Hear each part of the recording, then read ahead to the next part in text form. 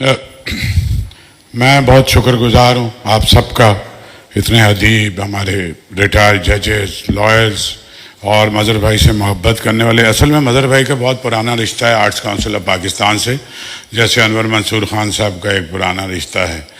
تو وہ ہمارے ممبر سے کوئی پچھلے 40-50 برس سے، اور جب ہم نے عالمی اردو کانفرنسز کا آغاز کیا اور 19 سال ہو گئے، تو وہ پہلی کانفرنس سے میرے ساتھ، یعنی میں ان کے ساتھ، لیکن منتظم تو میں ہی تھا۔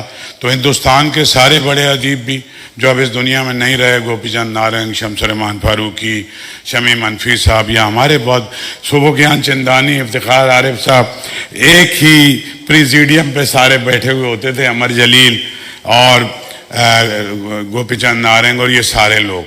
تو مظہر جمیل صاحب اس کا حصہ رہے، لیکن 1-2 برس سے وہ بیمار ہو گئے، اور مجھے یہ فخر حاصل ہے کہ مجھے ان کی شفقت ہمیشہ میرے ساتھ رہی۔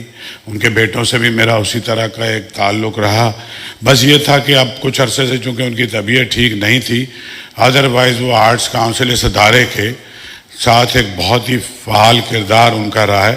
تو یہ اس ادارے کی ذمہ داری تھی کہ وہ اپنے اتنے ایک شاندار ادیب کے لیے، اور یہ میں تو خیر بہت ہی ترقی پسندوں کو جانتا ہوں، سبھی کو جانتا ہوں، یہاں جتنے بھی بیٹھے ہوئے ہیں، ابھی تو بہت سارے ڈاکٹر توصیف اور بھی ہیں، اور ظاہر ہے ان میں غصہ بھی ہے، اینگر بھی ہے، بعض اوقات جب کچھ چیزیں نہیں ہو رہی ہوتی، لیکن مظہر بھائی میں یہ کمال کا تھا کہ وہ اس طرح کا اینگر یا وہ نظر نہیں آتا تھا، بلکہ میرا خیال ہے وہ اس کو کنورٹ کر دیتے تھے اپنی رائٹنگز میں۔